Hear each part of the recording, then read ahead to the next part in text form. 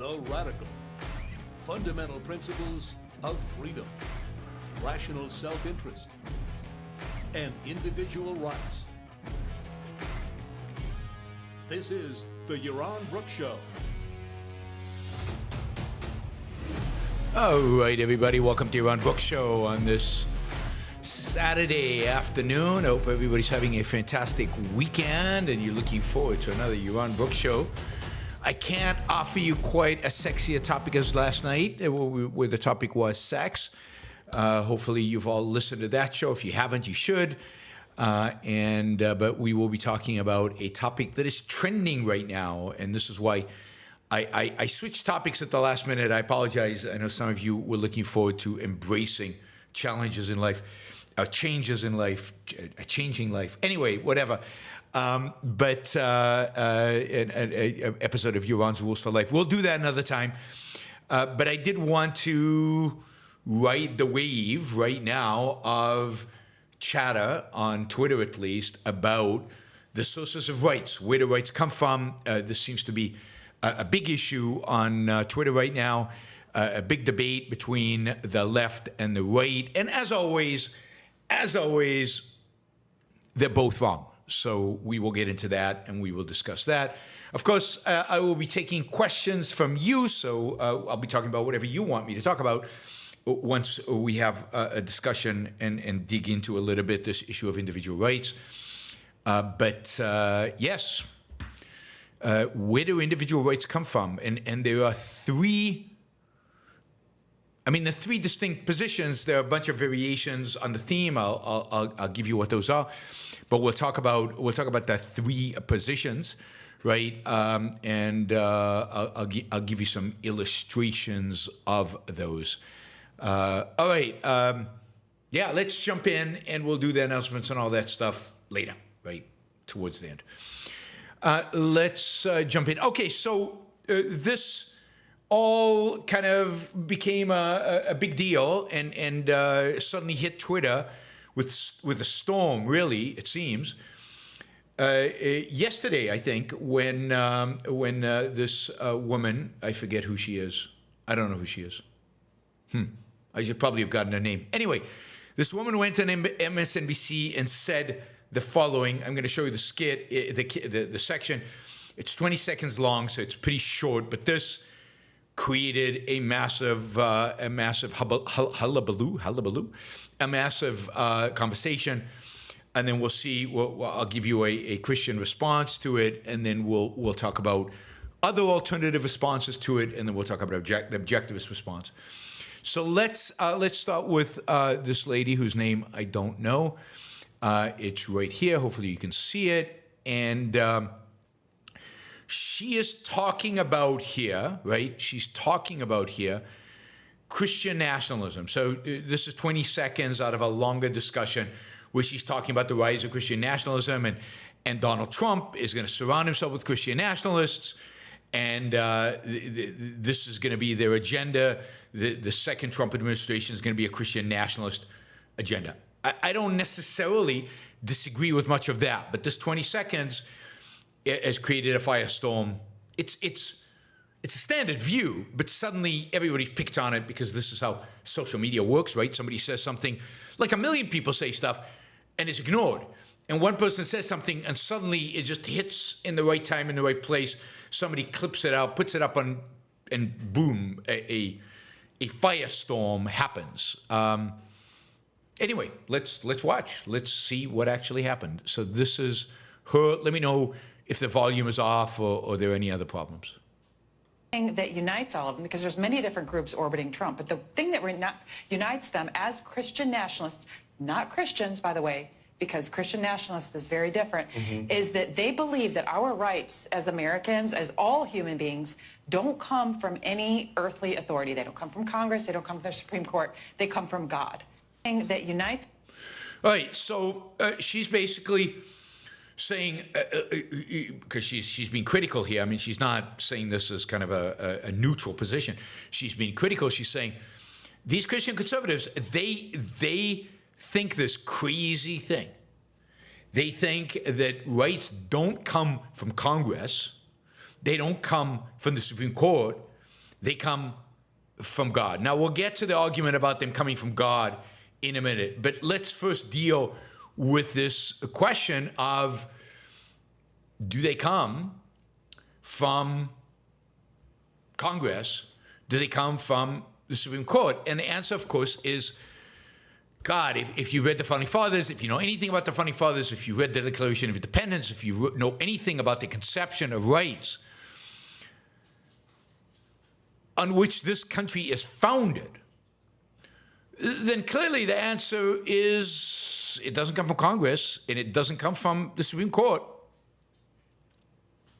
Indeed, the whole concept of rights, to a large extent, is there to protect us from Congress, the Supreme Court, a president, or any other group that has a majority that can inflict their will on us, even if they don't have a majority.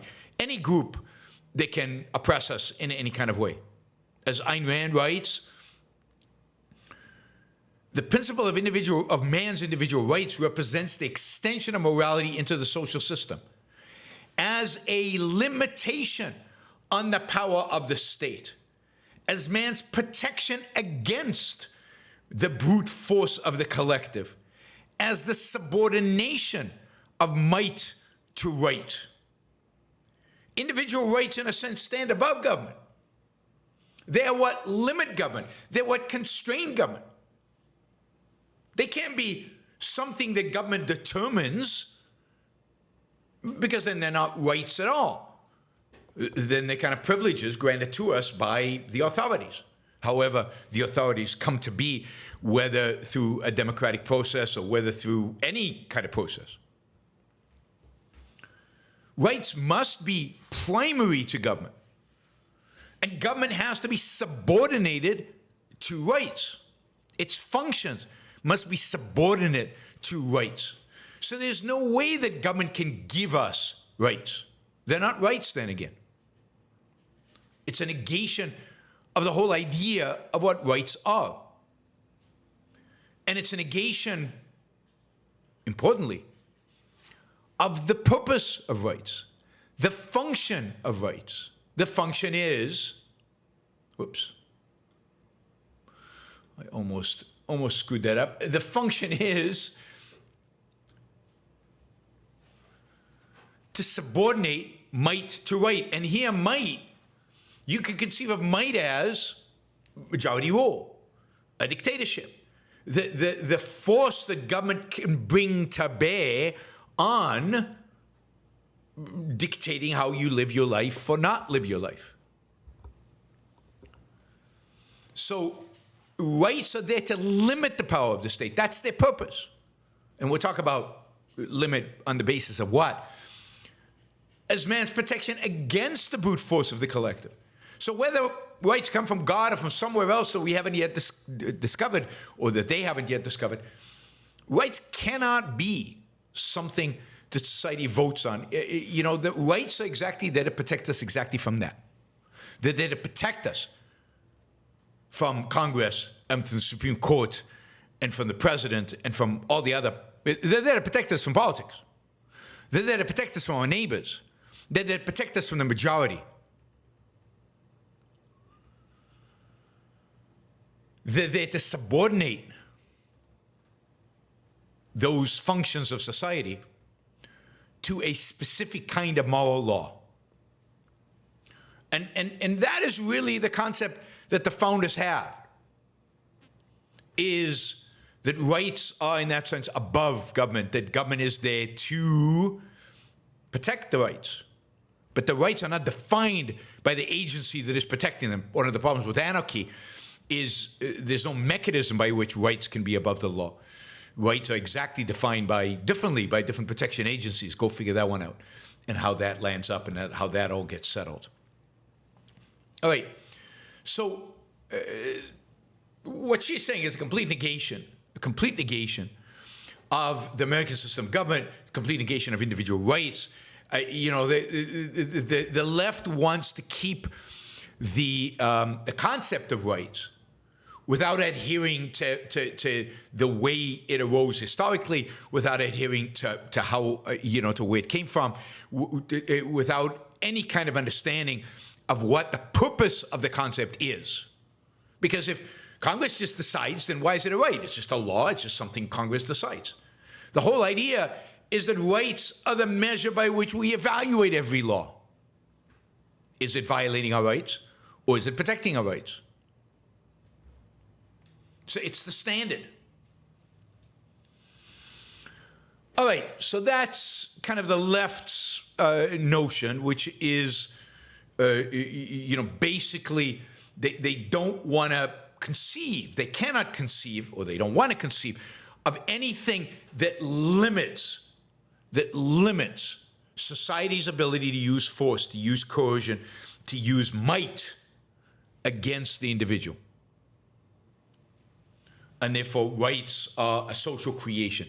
They're just something that we come up with and we can change, constantly change, based on the democratic process, Congress. Right? All right, that is conception number one. Conception number two is, of course, a response to this. So this is, who is this guy? He is Bishop Robert Barron. And Bishop Warren Barron, this is a little longer, and he is there to basically share some reflections with you concerning a recent clip I saw from MSNBC, which was one of the most disturbing and frankly dangerous things I've ever seen in a political conversation, which is a little funny because whatever she said in that clip is basically standard practice on basically left of center, and maybe even among many right of center. It's basically standard practice among most people who are not super religious, who don't hold the idea that rights come from God. So here is Bishop Robert Barron. He's got that big cross, just in case you didn't notice the white collar, just in case you didn't see the uniform. He's here to let you know that he is from the school of Christ. He is a bearer of a cross. This is pretty powerful stuff. All right, let's watch the bishop explain the alternative. The alternative to the leftist conception of rights. Hey everybody, it's Bishop Barron. I want to share with you some reflections on a clip I saw. I think it came out last night. Heidi Przybyla from Politico was on MSNBC. It was one of the most disturbing and frankly dangerous things I've ever seen in a political conversation. She's going after what she calls Christian nationalism, but what she said was, there are these Christian nationalists out there who are claiming that our rights don't come from any, human authority, they come from God. And she specified, that they're claiming, these weirdos, that they're coming, not from the Supreme Court or from Congress. Well, first of all, it was Thomas Jefferson who made that claim. We hold these truths to be self-evident, that we're endowed by our Creator with certain inalienable rights. And may I say, everybody, it is exceptionally dangerous when we forget the principle that our rights come from God and not from a government. Because the basic problem is, if they come from the government or Congress or the Supreme Court, they can be taken away by those same people. This is opening the door to totalitarianism. This is not some kind of religious nationalism or sectarianism. It's one of the sanest principles of our democratic governance, that our rights come from God. Yes, government exists to secure these rights, the Declaration says, not to produce them. It is exceptionally dangerous to go down this road because, as I say, we lose our groundedness in something transcendent and become, therefore, by that very move, victims of a potentially totalitarian state that can take away the same rights that they gave us in the first place. So can I just say that in their enthusiasm, I suppose, to go against so-called Christian nationalism, they're actually going against the foundations of our democracy. And it's a further evidence of this extreme hostility of the left now toward religion. No, precisely as an American, I want to hold that my rights come not from something as vacillating and unreliable as Congress or the Supreme Court. They come from God. All right, so we don't want to rely on something completely unreliable like Congress or the Supreme Court. We don't want to rely on something that can move around and change. We want something solid. We want something that is not going to change, that is going to be permanent. And therefore, what we want is rights given to us by God, by a made-up delusion, by a pretend creature that people believe in, not through logic, reason, facts, evidence, but through faith. In other words, through emotion. So, Congress and Supreme Court could change their mind. Rights could change. Rights could alter. God, on the other hand, that's permanent. That is fixed. And we know that if rights can change because of Congress and Supreme Court, we could get totalitarianism. But we know also that God would never, never promote totalitarianism. He would never go for that. And that he has given us these rights that are fixed, that are there to preserve and make it permanent, our liberty and our freedom. How do we know this? I don't know. How do we know this? Because God told it to somebody. Because people derived it from out of Christianity. How do we know God believes in rights? I mean, let me just be very clear. The God of the Old Testament does not believe in individual rights. No such concept. Not for anybody. Does the God of the Christians believe in individual rights? Well, not really. I mean, Christians have slaves.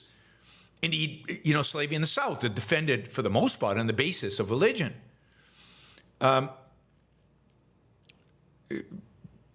Constantine, who brought Christianity, made it the religion of the Roman Empire, was as close as you could come to a totalitarian in an era without technology, certainly authoritarian. He didn't have the concept of rights.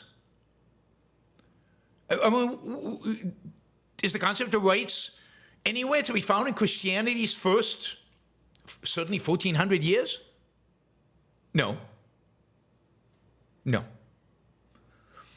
And has God ever changed his mind about anything? Well, let's just take the Catholic Church as an example. Has the Catholic Church ever changed his mind about anything? Well, just as an illustration, just recently, the Pope said it was okay for priests to confirm gay marriage. That's a big change. Not a little, big change. The Catholic Church has changed its mind about usury laws. Used to be a mortal sin. It is now okay. The Catholic Church has changed its mind about pretty much, not everything, but a lot. A lot. And who's to say the Catholic Church is right about even the dogma of Christianity and what Jesus actually said, given how often the Catholic Church has splintered, disagreed, demolished its rivals, slaughtered them, killed them. Does God change his mind about killing? Is there a consensus about killing? Is killing moral, immoral? Is it individual rights apply to killing, not killing?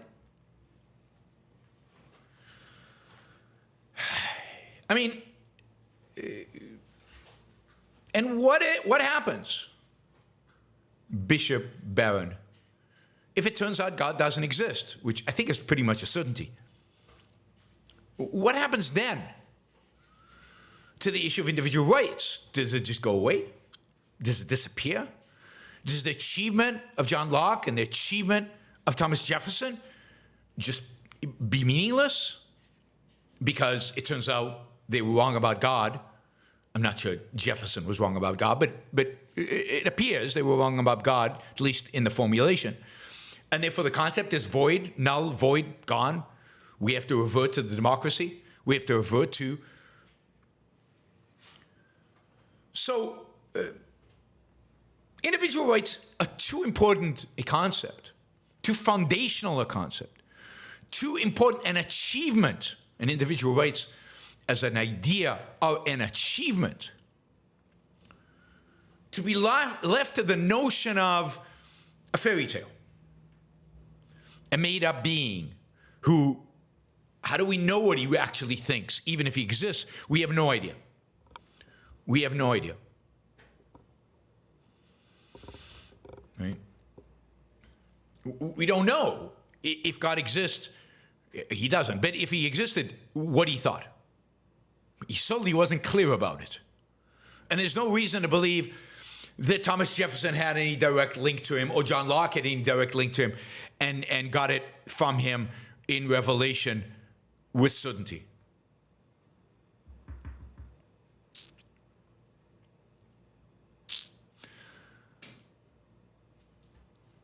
So,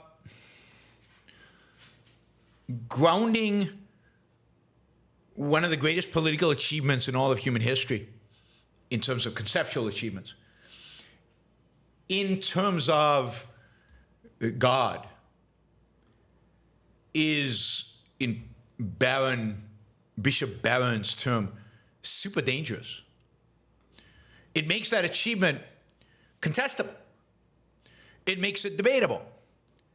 And it makes it open to revelation, new information about what God thinks or doesn't think. I can imagine a Christian conservative one day saying, yeah, individual rights, but I'm communing directly, or I've got the passages right in front of me, and God meant something a little different than what Thomas Jefferson, that atheist, that deist, that horrible person, actually meant.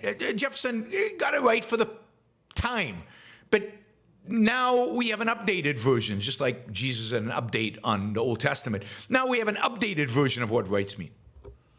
So rights are not fixed. I mean, ultimately, God is not fixed.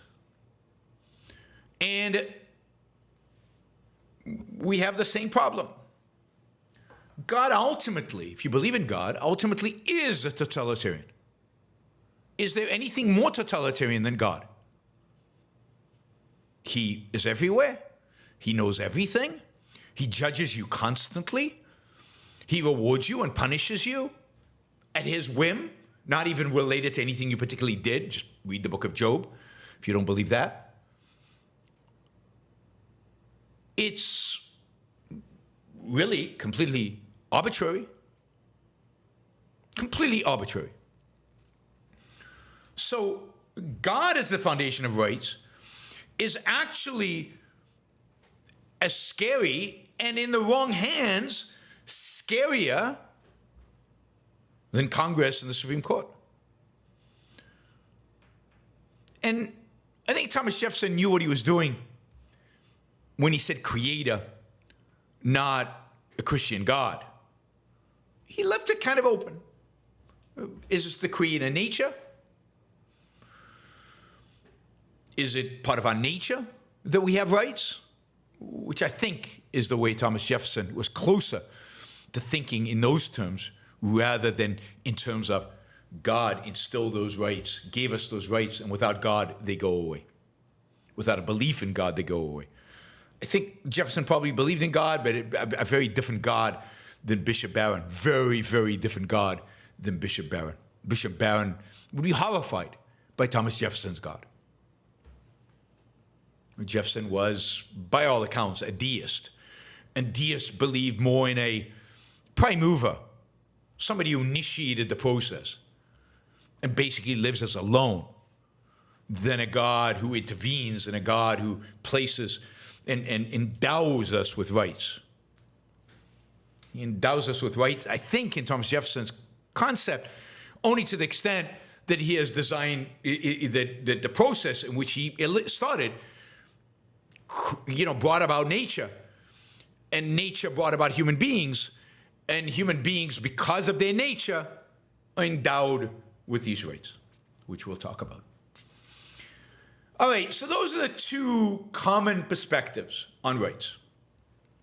And the two alternatives, the two false alternatives that I think most of the culture presents us with regard to individual rights and where they come from. And both are wrong, and both are incredibly dangerous. I think in most of American history, we have kind of skirted this issue and not really, there's this idea that rights are there, but Congress can also overturn them, and rights definition of rights changes over time. So we've given way too much power to Congress and the courts. And yet, there's still this vague idea that, yes, we're endowed with them by a creator, and there's still some respect for that. Right? So it's kind of the tension between those two positions which has shaped the understanding of individual rights in America over the last 200 years.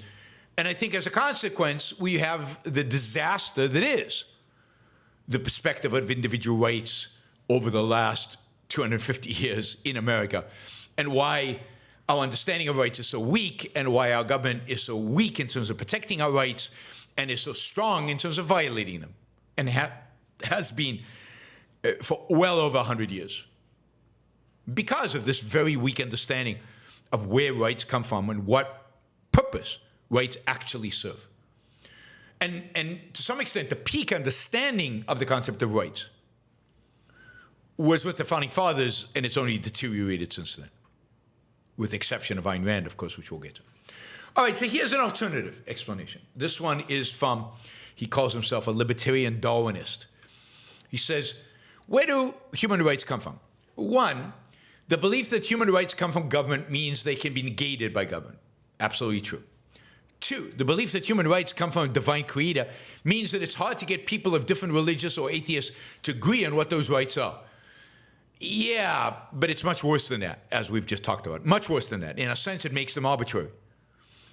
And it's not even about, it makes them arbitrary, so of course you can't agree on them.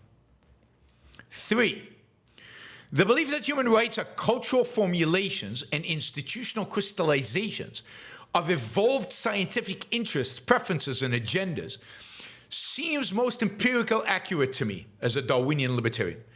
But it's too abstract and intellectual to motivate most people to defend those rights, and to understand those rights to understand an understanding of those rights might change as our understanding of human nature changes. So here it's an attempt to say, well, it's our culture, it's our society, it's our best understanding of the nature of man and all the data that we have, where those rights, and I have no idea what he would define as rights and how he would interpret them.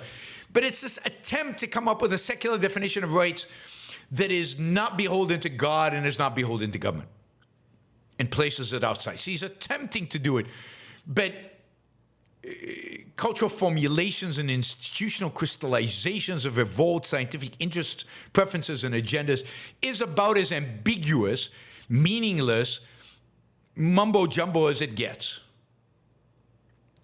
Far from clear-cut, crystal clear in terms of what actually rights are. What are rights? Tell me, what are rights? And what rights do I have? He's on the right track in a sense. He's trying to come up with a formulation that is derived from reality. This is, he talks about empirical accurate interest, preferences, and agendas. I'm not sure what all that has to do with it, but he's talking about at least data. But it's a mishmash. And then finally, there is the very popular perspective, on individual rights, which comes from Yuval Noah Harari, but he is just one expression of this view that is far more expansive out there. And that is the perception of rights as they don't exist. They're just a fiction of our imagination. They're a convenient fiction that we created to try to understand certain things, but they're just a fiction. There is no such thing as rights. And if you've seen any of my videos on Yuval Noah Harari, I did one actually just critiquing this notion of, he literally says, when you open up a cadaver, when you open up a corpse, even when you open up a living human being, you can't find any rights inside. You can find a kidney, you can find a liver, you can't find any rights inside. You can't find love, you can't find reason, you can't find any conceptual knowledge inside. It's not how knowledge works. Knowledge doesn't come into some concrete formulation, concrete reality in front of us. Maybe in some ridiculous interpretation of Plato's ideas, you get that. But that's it. Those are the alternatives. Comes to God, comes to society, doesn't exist. Comes from God, comes from government, doesn't exist. Those are the alternatives, basically. God, the world needs Ayn Rand. The world really, really, really does need Ayn Rand. So what are rights? Rights are a moral concept. They're just as real as any concept in morality. They're real in terms of they describe certain principles by which human beings should live, can live. It would be ridiculous to have a should where the can is impossible. Principles, abstract ideas. But I know this comes as a shock to Yuval Noah Harari, but abstract ideas are just as real, assuming they're good ideas, as any concrete knowledge. They're just more abstract, more difficult to comprehend, more difficult to understand. They require, drum roll please, they actually require thinking, integrating, observing the world out there, and integrating concepts in order to come to a particular truth. In this case, rights are a truth that relates to how we should live as individuals in a society, in a social context. To quote Ayn Rand, and by the way, here I highly recommend, anybody interested in the whole idea of rights, I highly recommend Ayn Rand's essay Man's Rights. Man's Rights. You can find it in a number of different places. Capitalism, Not an Ideal. It's in the back of the book. In the Virtue of Selfishness, I think it's in the back of the book. You can find Man's Rights online. It's one of the must-read essays of anybody interested in politics, political theory, history, and objectivism. It is a crucial essay to understand the world around us. It really is. So I encourage everybody to get Man's Rights. It is, again, available online for free, so you have no real excuses. But of course, if you have Capitalism, Not an Ideal, which everybody should have, if you have The Virtue of Selfishness, which everybody should have, then these essays are at the back of the book, and this essay is at the back of the book, and you should read it. Rand says rights are a moral concept. The concept that provides a logical transition from the principles guiding an individual's actions to the principles guiding his relationship with others. The concept that preserves and protects individual morality in a social context. The link between the moral code of a man and the legal code of a society. Between ethics and politics. Individual rights are the means of subordinating society to moral law. To making sure, this is me, not Ayn Rand, to making sure, I think you'll be able to tell just because of that, how condensed her formulations are and how beautiful they are. Mine are not quite. To making sure that whatever we do in society, whatever our government and our courts do, it is consistent with morality. It's consistent with the morality of man. And what morality here are we talking about? We're talking about a morality of an individual pursuing his life, of an individual pursuing his values, his goals, based on his own thinking. Life is a process of self-sustaining and self-generated action. It's a process of acting, of the pursuit of values, pursuit of goals. So the right to life means the right to engage in self-sustaining, self-generating action. The right to life means that you have a right to do what is necessary to live your life.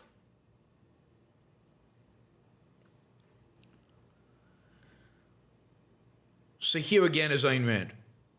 A right is a moral principle defining and sanctioning a man's freedom of action in a social context. There's only one fundamental right. All the others are its consequences or corollaries. A man's right to his own life. Life is the process of self-sustaining and self-generating action. The right to life means the right to engage in self-sustaining and self-generating action, which means the freedom to take all the actions required by the nature of a rational being for the support, the furtherance, the fulfillment, and the enjoyment of one's own life. Right? So here we go again. What does the right to life mean?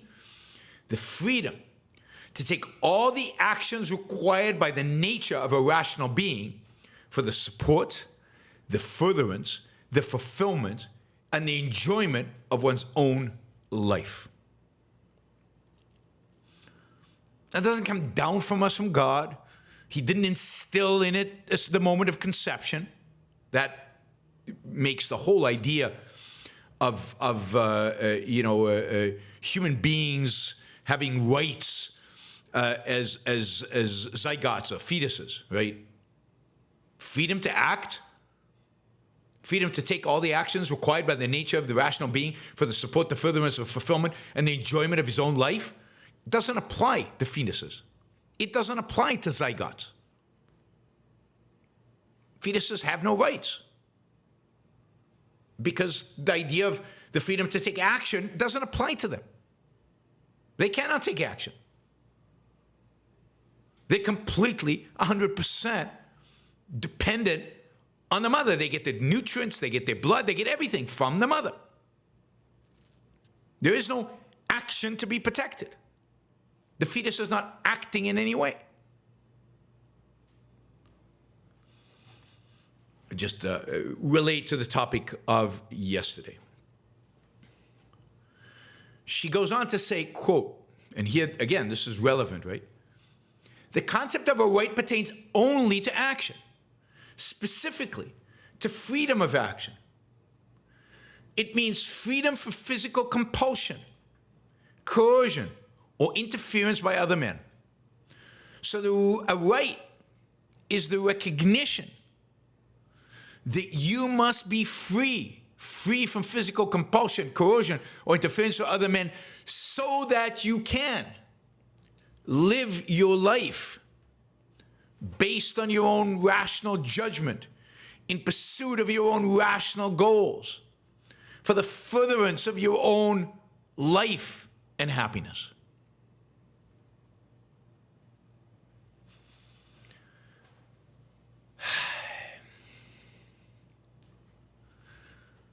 To put it another way, again, Ayn Rand says a right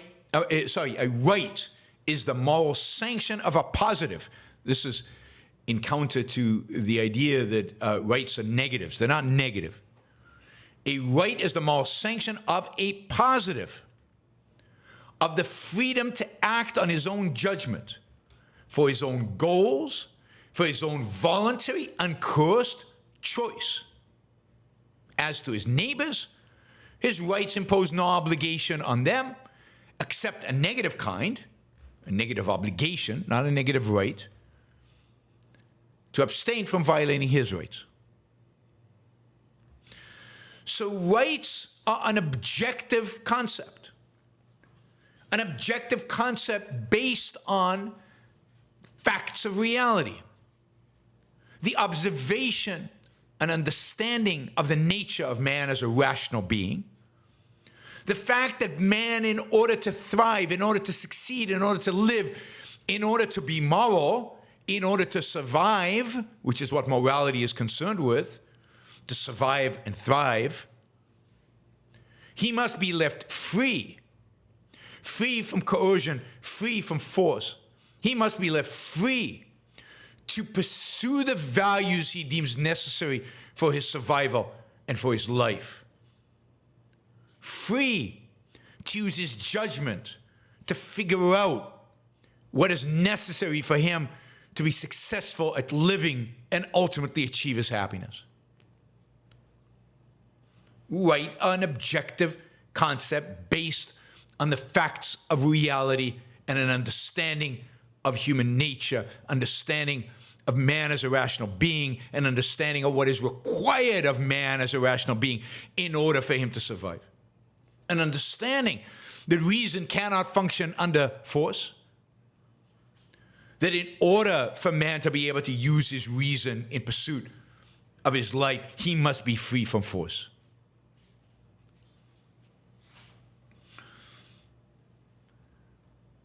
Rights are not given to us by God. We're not endowed with them by a creator. They're a philosophical understanding. Rights are a huge philosophical achievement. An achievement that, European thinkers are, in a sense, dabbling with in the 17th century, that John Locke kind of puts together in a pretty good formulation, and that ultimately lead us to the understanding of the Founding Fathers, particularly Jefferson, and their codification in the Declaration of Independence, and ultimately in the Constitution. And note that the Constitution doesn't talk a lot about individual rights, but it creates a government whose implicit premise, explicit really if you understand the role of the Declaration, but its premises, a structure, a separation of powers, all geared towards the protection and preservation of rights. And then, of course, there is a Bill of Rights, which is an explicit articulation of some of what the right to life means. The right to life means you have a right to free speech. The right to life means you have the government cannot arbitrarily confiscate your stuff. It cannot engage in torture and seizure and whatever, right? It cannot impose a religion on you.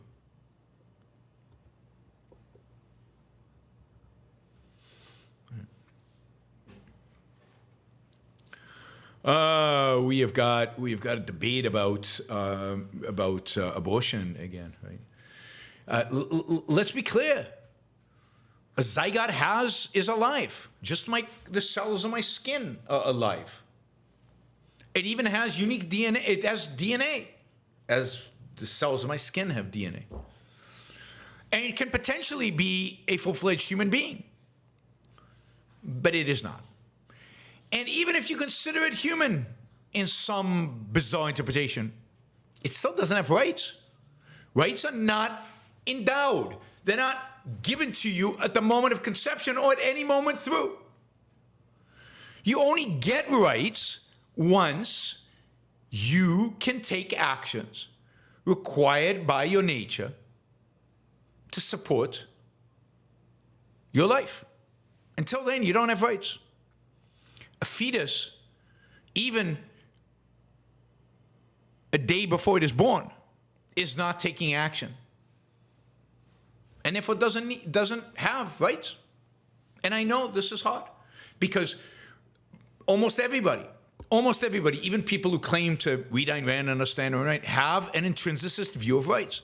That is, rights somehow are in us. They're granted to us. They just plop into you. As soon as you are conceived, as soon as you have DNA, you have rights. But you don't. Rights are not part of you. You're not endowed with them in that sense by anything. They are a requirement of human action. They're a requirement of human survival. They're a requirement of morality. But morality doesn't apply to a fetus. Action doesn't apply to a fetus. And therefore, rights do not apply to a fetus.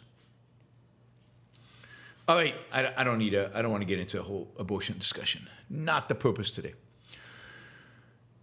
Note that once you understand what the right to life is, you can derive and you can figure out all the other rights, right? Here's Ayn Rand's passage in this. The right to life is the source of all rights, I'm quoting her, and the right to property is the only implementation.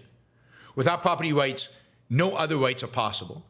Since man has to sustain his life by his own effort, the man who has no right to the product of his effort has no means to sustain his life.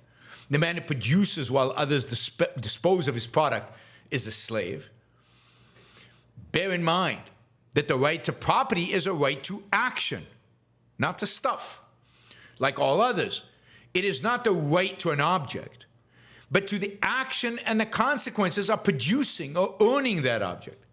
It is not a guarantee that a man will own any property, but only a guarantee that he will own it if he earns it. It is the right to gain, to keep, to use, and to dispose of material values.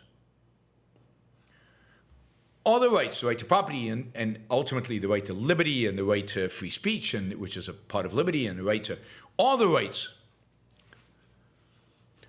are just manifestations of the basic idea of the freedom to take all the actions required by the nature of the rational being for the support, the furtherance, the fulfillment, and the enjoyment of his own life.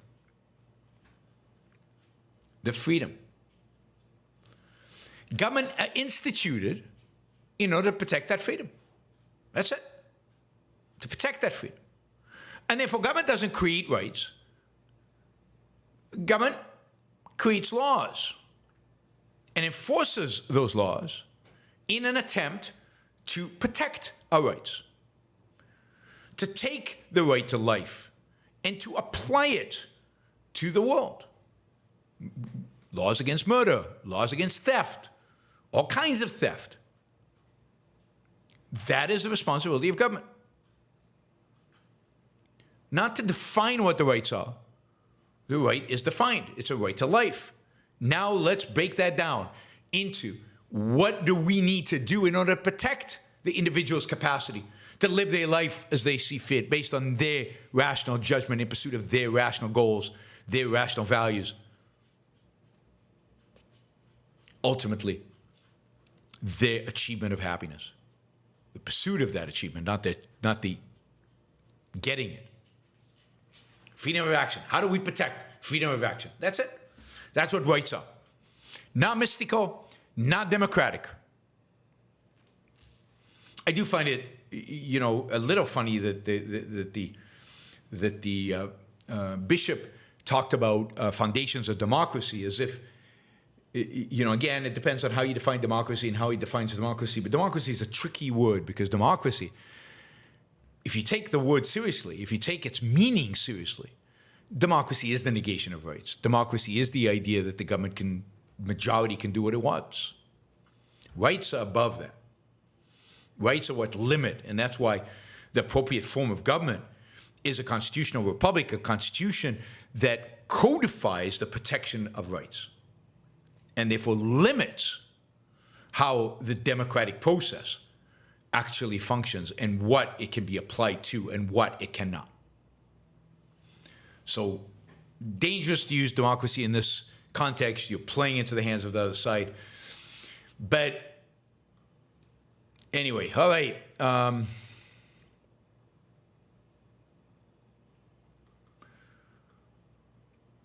All right? So rights are the recognition of a fact of reality, the recognition of the nature of man and the requirements for human individual survival in a social context and the codification of that. All right, good. Now we know what rights are. Please, if you see people spouting this nonsense, link to my video, link to this video. And Christian will probably create a 45, 50-minute video just on this without all the Q&A stuff, just on this so that you can link to it. So please, link to it. If you see this bishop, or you see the leftists, or you see there is no such thing as rights, link to this video. Or even better, here's an even better idea. Link to Ayn Rand's essay, Man's Rights, which is right there on the internet, easily available. And yeah. Use social media to promote our values, our ideas. I mean, the rest of the bad guys use social media constantly to promote their ideas. We need to get better at it.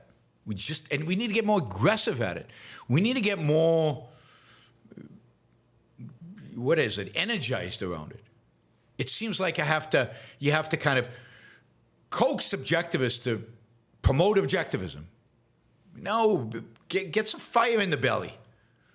And social media allows you to do this on a scale, even allows you to be anonymous if you want to be anonymous in doing it so that you're not discovered as an objectivist. Create an account, start promoting. All of you should create accounts and start promoting stuff. Yeah, you should create, you know what you could do? Create a TikTok account and download all my short 1-minute videos and upload them there. It's easy to do. All right. Thank you, guys. Let's see. We've got some Super Chat questions. Mainly 2 to 5, but we've got a few, so we're gonna turn to those and talk about what you guys want to talk about. I'll remind everybody that this show is made possible through the support of you, of individuals like you, of listeners like you. It can't happen without that. You are basically supporting my time, effort, research, energy, whatever, in doing this, everything we do in this. So thank you for that support. You can do so if you're listening live by using a sticker, using Super Chat to support the show. It's very easy. You just press on the $sign below the chat.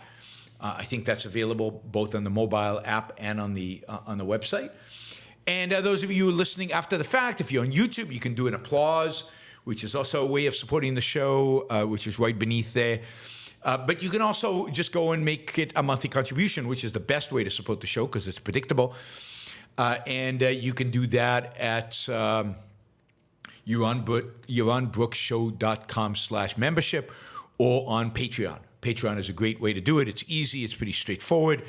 And a lot of you use Patreon, so please, Patreon is probably the easy way to actually get this done.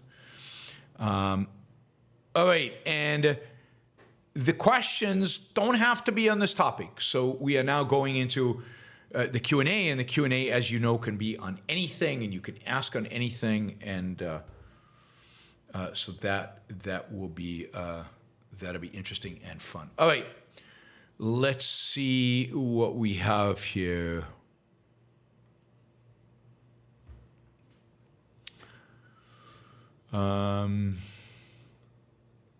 Edward says your cells have no rights, but the whole entity does have rights. True, but the reason is that the whole entity acts. It is the thing that is engaged in, action, in choices. Your cells, individual cells, don't have that. That's why a fetus doesn't have that. All right, let's just to thank the stickers quickly. Paul, thank you. Enric, thank you. Or, thank you. And Travis, thank you. Yeah, that's as far back as I can go. I'm sure there were some others before that. So, again, thank you to all the super chatters. All right, let's jump into these. And, please feel free to ask more questions. The more, the better. particularly if you're willing to do $20 or $50 or $100. We need a couple of $100 to get us off the ground into the right place, close to our goal.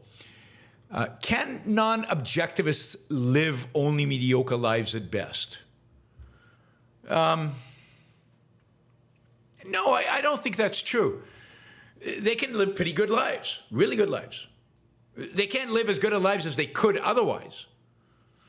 There is an increment that they can only do, I think, having objectivism. But that would say that everybody in human history has lived just a mediocre life. And that's just not true. I mean, did Leonardo da Vinci live a mediocre life? No, I think he lived a pretty robust, pretty amazing life. Did Steve Jobs live just a mediocre life? I don't think you can say that about the achievements of a Steve Jobs or any of the great achievers in history.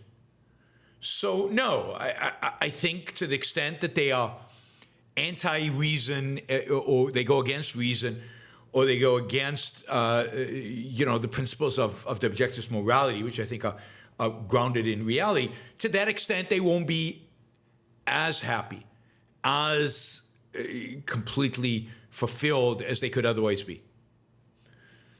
But you can still be great. You can still be amazing, particularly given the low standard we have in the world today, even without adhering to every single one of those consistently.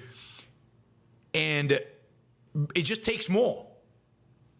And if you look at their lives, you look at great people's lives, they implicitly adhere to many of the principles of objectivism. Otherwise, they couldn't. Because they adhere to reality and they adhere to reason. Otherwise, they couldn't have lived great lives. But I certainly wouldn't call them mediocre. It's just they're leaving something on the table. There's not as much as they could have been. James, most people have no idea what a healthy confidence looks like. They're stuck in a false dichotomy between being a narcissist and being a pushover. Yes, I think that's absolutely right. And there are very few models for if you will, a healthy self-esteem, very few models for a healthy masculinity. And that's sad. It really is sad. And I think there are real opportunities for people to talk about these things in terms of masculinity, in terms of self-esteem, and model these ideas. But it's not happening, and they leave the door open to, the Donald Trumps and the what do you call it, that horrible God. He has a brother. They live in Romania, and they abuse women, whether they abuse them physically or mentally. They clearly abuse women, and they take pride in it. I forget his name. Anyway, they leave it open to those people. Andrew Tate, thank you, Neocon. To the Andrew Tates of the world, to model the pseudo self-esteem and the pseudo masculinity, and that is really unfortunate because we don't really have many models for proper masculinity and proper self-esteem. I think. I'm just using Steve Jobs because he's in my mind right now, but Steve Jobs would be a good model for both of those. Here's a guy who was supremely confident, had a vision, executed on that vision, pursued values, uncompromising, tough, but also, I think in many respects, approachable, and an incredibly rational guy.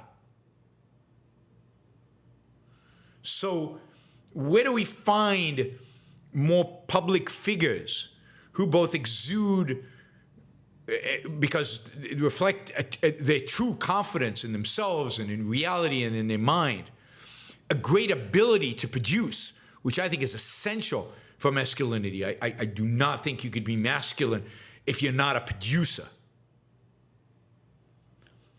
Where do we find these rational producers who have great self-esteem to really model, to really show what self-esteem and what masculinity can really be?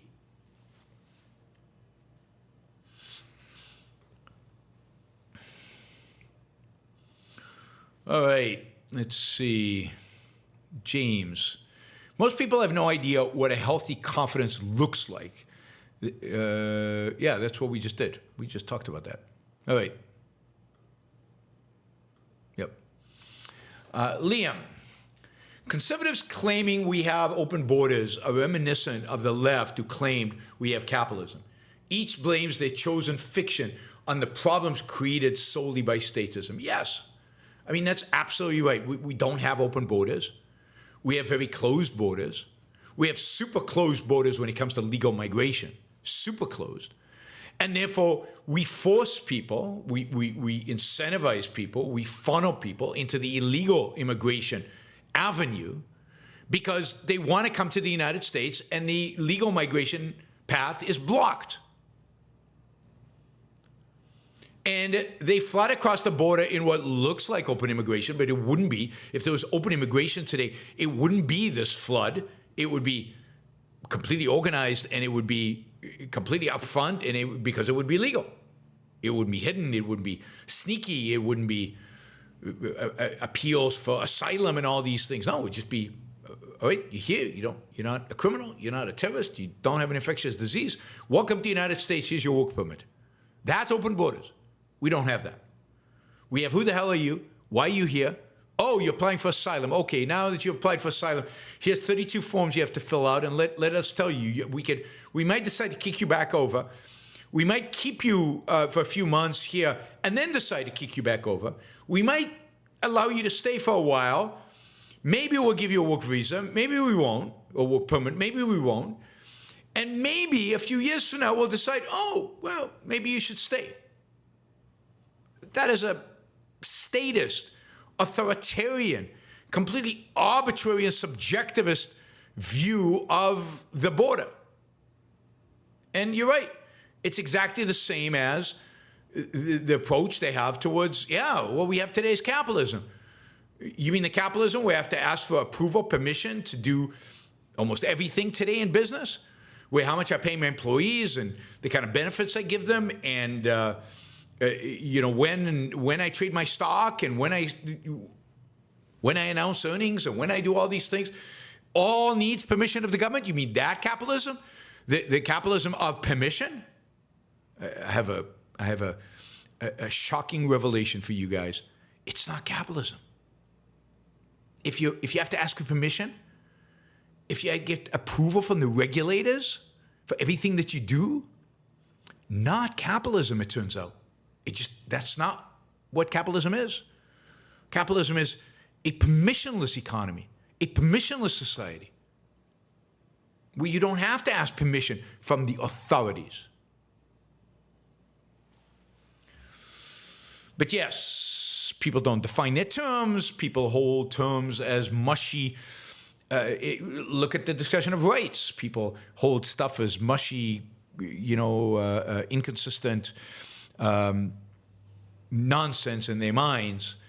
And the consequence is that they can't keep track of what capitalism is, what open immigration is at all. They can't. And those are simple concepts.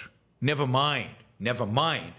Think about rights and what they are, which is a far more complicated concept than capitalism or open immigration. Those two are relatively easy, particularly once you understand individual rights, because immigration is just an application of rights, and capitalism is just an application of rights. All right. I'm encouraging, mildly, softly, more questions. All right, we gotta do better than where we are right now.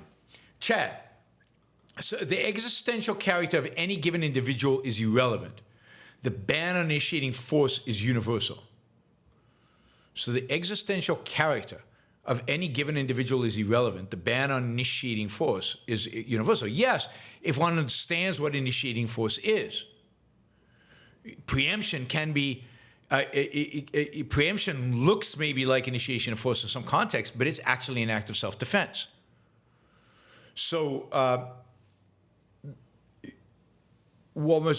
force can only be used in self-defense. The existential character of somebody makes no difference as long as he doesn't use force against you or somebody else. You have no right to use force against him. Now, if he threatens force, if he's running around shooting a gun in the air and exhibiting behavior like he could point it at you and shoot, I mean, there are a lot of borderline cases in which, yeah, you're going to, in self-defense, act against him. But that is beyond character. That's not his existential character. Those are actions that he's taken that are a threat to your life. And that's why you can act against him. Michael, did you get a chance to see Norman Finkelstein debate Rabi Shmuley? God, I get this question every day. No, I haven't. I have a life. You can't ask me this every single day. It's only been half a day since I was asked this already. You could have done a better job going at hominem. I'm not sure was the way to go. Yeah, but, you know, you pretty much any debate out there, you could say I could have done a better job. But no, I haven't seen it yet. I do have it written down. I will watch it at some point, although I find watching Norman Finkelstein so disgusting and depressing that I try to avoid it, but yeah. All right, I also do have a couple of questions offline that I want to get to. I'll do those after I finish the $20 questions. But you should continue asking $20 questions because we need quite a few more $20 questions to get to our goal. Hopper Campbell, most intellectuals in the 1920s, oh, there we go. Frank asked a $50 question. That really helps. Most intellectuals in the 1920s and 30s were communists. Why were the intellectuals in Germany more sympathetic to fascism than egalitarianism? Well, they weren't. Most intellectuals were leftists in the 1920s. Many of them left Germany once the Nazis came to power. Some of them got convinced and convinced themselves that the same goals they were trying to achieve through their advocacy of communism, they could now achieve through the advocacy of fascism. So many of them came to understand that the differences between communism and fascism were trivial in the big picture, and that the goals that they wanted to achieve, including a certain level of egalitarianism in a particular context, could be achieved through fascism. Remember that Nazism was National Socialist. What's his name? Mussolini, when he founded the fascist movement, when he created the concept of fascism, he was a socialist who had never given up his ideas of socialism, the value of socialism, the ideal of socialism. He just believed that he had come across a more effective, more efficient way of achieving the same outcome. In that sense, there is no big difference between socialism and fascism and communism. They're all application of statism in a variety of different forms with different excuses and different justifications. And the intellectuals who were left-leaning, some who were left-leaning in Germany in the 1920s, some of them converted to Nazism, some of them were killed by the Nazis, and some of them escaped.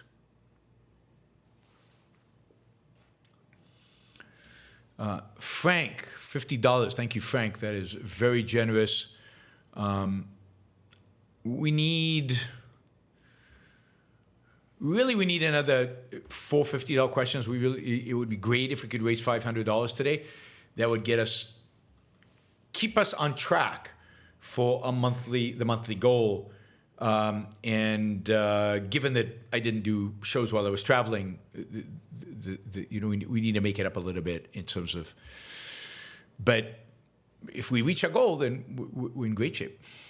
All right, Andrew just gave $10, so we literally are 350 short of the goal. But 200 would be great in terms of getting us to keeping on track with the month. Frank says, courtesy of your show, I see rights as a value from the asymmetry of causality and freedom, free will, and law as an asymmetry of causality and restraint, customary origins. Awesome job with the lecture. Frank always has these ways of formulating things that are not easy, that are not easy to really get my head around. Okay, so let's read this slowly, right?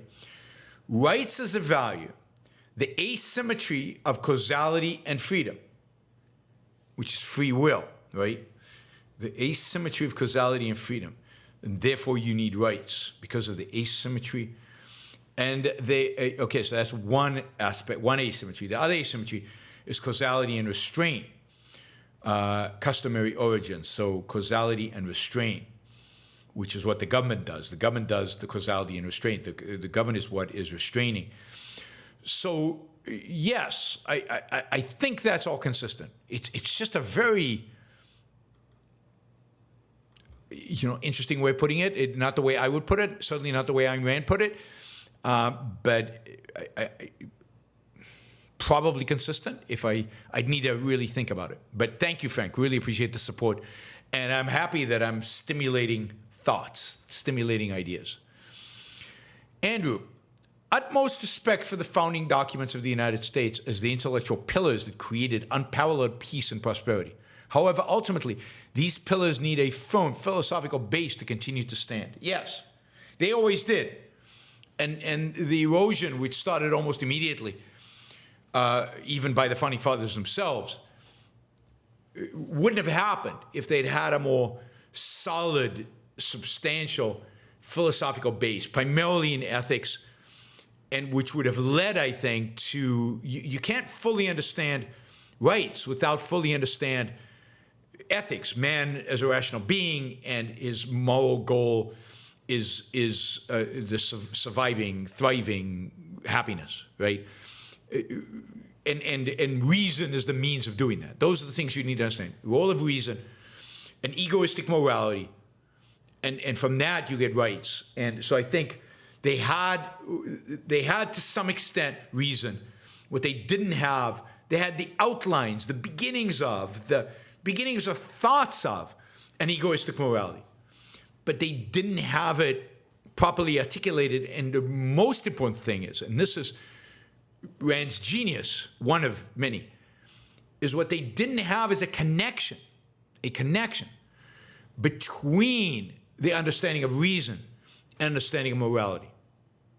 That is, I think the two stood separate. So I don't know of any Enlightenment figure that actually identifies reason, properly understood, reason as man's means of survival, therefore as man's ultimate value. Not ultimate, but the value that he strives towards. The value that makes all other values possible. And rationality as the virtue. That is not, they didn't have that. That's Ayn Rand. Ayn Rand, it would have been great if she came right then in parallel to Kant, right then at the end of the Enlightenment.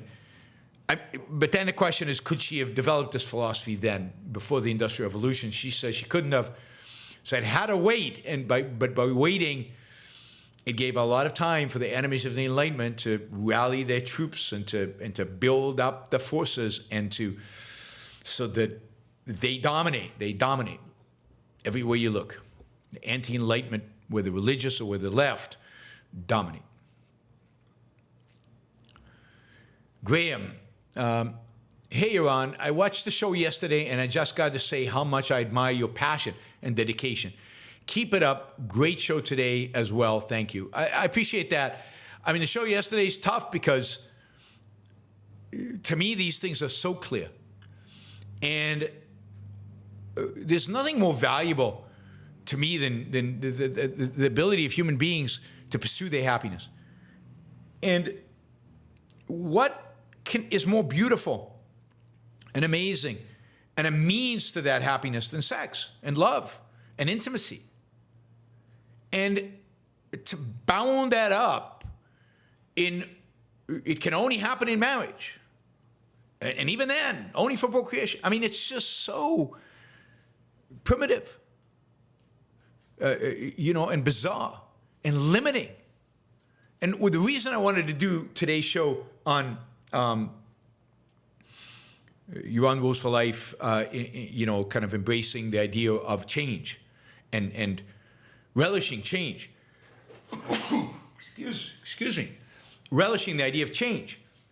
Is I want to do everything I can with you guys to just get rid of whatever traditionalism, conservatism, veneration of the past, veneration of the way things have been done for 2,000 years, and get you to think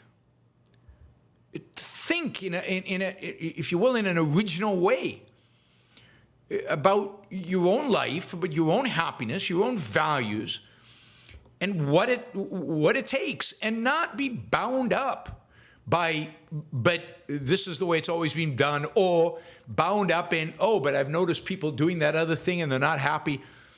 Maybe they're doing it wrong. Shouldn't you investigate and figure out? You know, you are responsible for your life. You're responsible for your happiness. You have a mind by which to make these judgments and evaluate them. And people are so freaking conservative. And one of the things that, you know, that struck me when I read Ayn Rand and when I understood Ayn Rand and understood how revolutionary she was. I mean, this is, I think, important. How revolutionary she was. That she stood out against, versus every other philosopher out there, and the whole tradition of mankind, in a sense, is that basically what Rand required, was my understanding, that we rethink everything. Everything. Now, maybe we come to the conclusion that the way people do things is right. But you have to prove it anew. You have to prove it from the perspective of,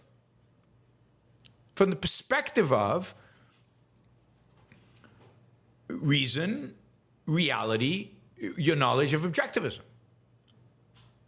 You can't just say, well, everybody's done it for 2,000 years, must be okay. So you have to question. I'm not saying reverse. You have to question and prove to yourself. Concepts like marriage, monogamy, sex, heterosexual, whatever.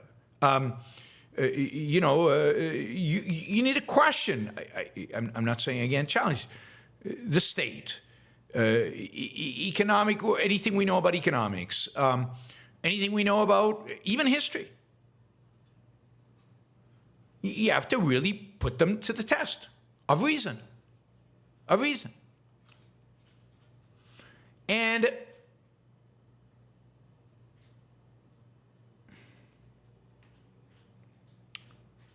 evaluate them. Good, bad, pro-life, anti-life. Stand up to reason. That's it. Somebody mentioned that Leonard Peikoff made the same point. Anything, to a large extent, everything good I say, everything true I say, I've learned from Leonard Peikoff or Ayn Rand. So a lot of what I say, Leonard has already said. And I learned from him. So Leonard is the greatest,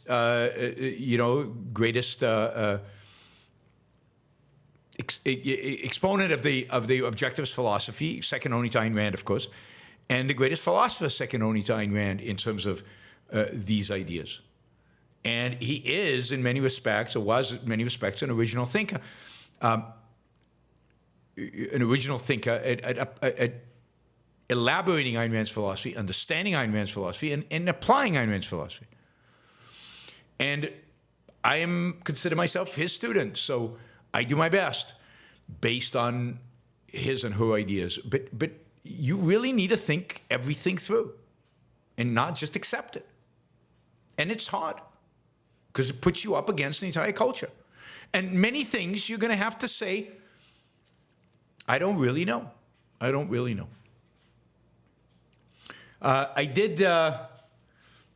just finished a book. I guess one of the next shows, I'm going to do a book review on the closing of the Western mind.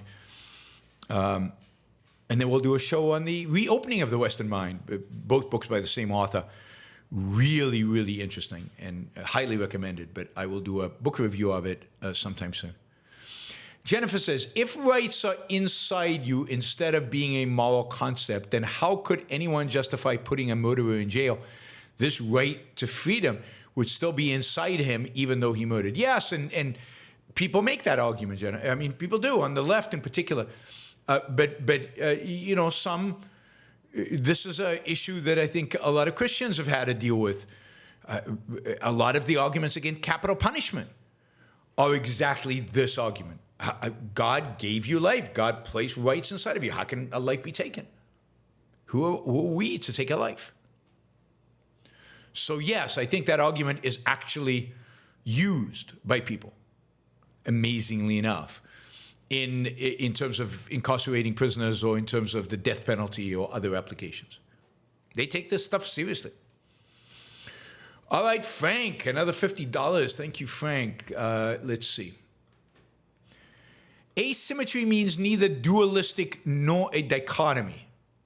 All right, so they're not asymmetry, they're not two different things, dualistic nor dichotomy, but an integration of two components, a perception, freedom, law, and an abstraction, causality, restraint. That makes value possible. Yes, I think that's right. So it's integration of freedom and the idea of law, rights, and then, of course, the idea of causality, free will. Without free will, there are no rights. That's another problem that some Christians should have, and some leftists should have. If you don't have free will, how can there be rights? Yeah, and restraint is who should be restrained, right? In what context is restraint appropriate? And again, individual rights gives us the answer to that. So it's an integration of all of those. Cool. I think I get it. Dave, do you think freedom... Dave, $50. Thank you, Dave. People are following you, Frank. Really appreciate it. Do you think freedom of action, as pertains to individual rights, refers to the innate biological freedom to act and or the psychological freedom to act within the context of a moral political context?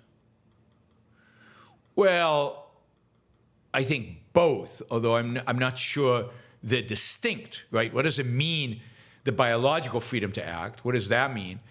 And free of a psychological freedom to act. I mean, psychological just means willed. It means you are motivating. You are the one motivating this, right? So it's because it's your choice. That's what a psychological freedom to act. So you have a right to choose and to act, but at the end of the day, it's biological freedom. And biological freedom is not that you are free to, I don't know, do what your body necessitates. I don't know, go to the bathroom, eat. It's much broader than that. It includes all the values that you choose to have. So it includes psychological. The biological and the psychological ultimately are one. Because we are cognitive biological being. We're a cognitive being. Like Frank says, rights are an asymmetry of freedom and causality. Why not just say that rights are integration of freedom and causality? Why asymmetry? Why do you use the term asymmetry? I'm not sure what that adds. And he says law is an asymmetry of causality with restraint. I get that, but why not integration? Right? Because that's really what we're getting at. All right, Michael, why is biology not reducible to physics? Isn't everything physics? Maybe it is reducible to physics. But if it is, we don't know how. We don't understand the physics of much of biology. We don't understand the physics of life. We don't understand the physics of biology. I don't think we understand the physics of a lot of biological processes. I don't know with regard to our understanding of the physics of chemical processes. I think we have an understanding there, but I'm not sure we have an understanding of the physics of biological processes. Now, it could be that it all boils down to physics will explain every other aspect, but maybe not. Because remember, biology studies something different than physics. So there is this reductionist approach, which I'm not sure is right. That is, at the end of the day, the 3 laws of physics that explain the entire universe. I don't think that's right. And you know, there's also a real challenge to our mechanical understanding of determinism, which quantum theory poses, or quantum mechanics poses. I don't know that I have a solution to it. It can't contradict the law of causality, but I think it's incompatible with the law of causality as often understood of a billiard balls. So I think it contradicts our, at least, superficial understanding of or the understanding of determinism, of a deterministic universe. It's not clear that quantum physics is compatible with that. So again, I don't want to get in above my head, but it doesn't strike me that everything has to be physics. And even if it is, we know very little. We know very little. And again, certainly about the so-called physics of life. And I'm not sure there is a physics of life. That's what biology is. I guess I don't understand the need to reduce everything to physics. Why is physics the fundamental? I mean, it's obviously fundamental in a particular realm, but I'm not sure it's the fundamental when it comes to life.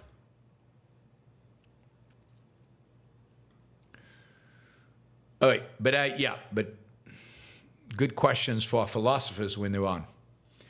Does government have one proper function, to protect individual rights, or 2, to transition to a government that protects individual rights and then do so? Well, an ideal government has one proper function. The current government has 2. I agree with that. The current government has one proper function. So both have one proper function. The current government's proper function is to transition to government that protects individual rights, and can only do so by protecting as many rights as it can in the process. And an ideal government has the proper function of protecting individual rights. That's it. So they each have one. Raphael, Locke doesn't answer why we have rights. He only answers that we can't be enslaved by men because we are God's slaves.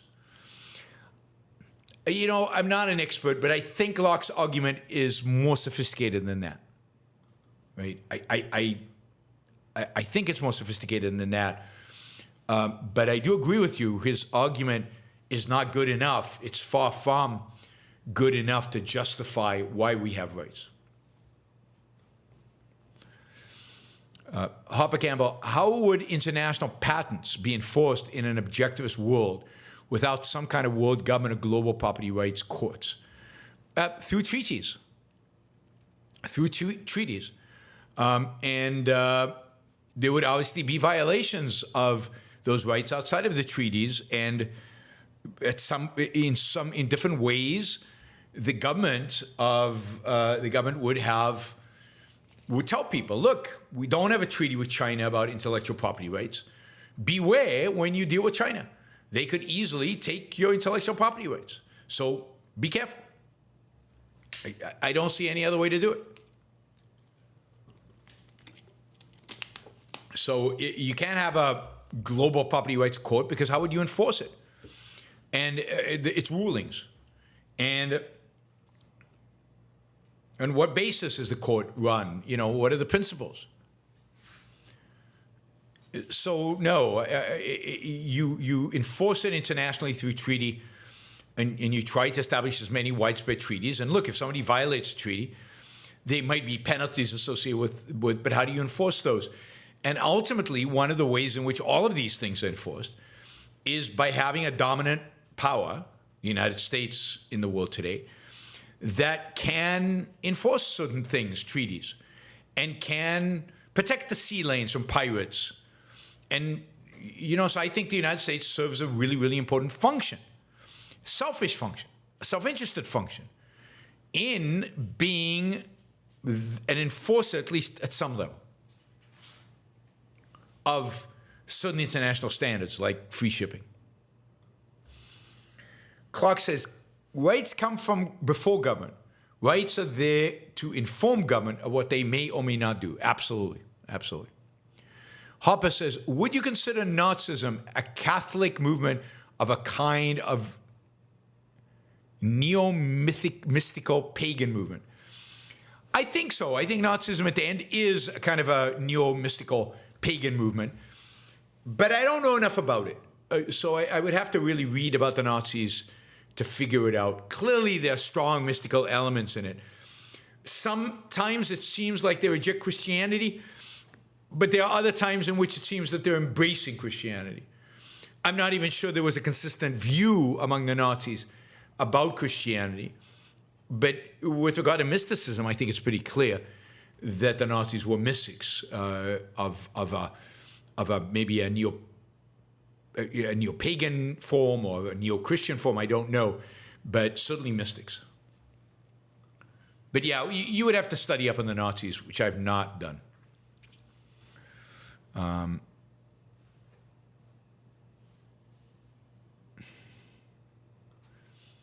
Gail says, listen to Yasmine Mohammed's powerful story. Oh, you left a link, but the link is long gone. I'll look for it. I'll look for Yasmine Mohammed's story.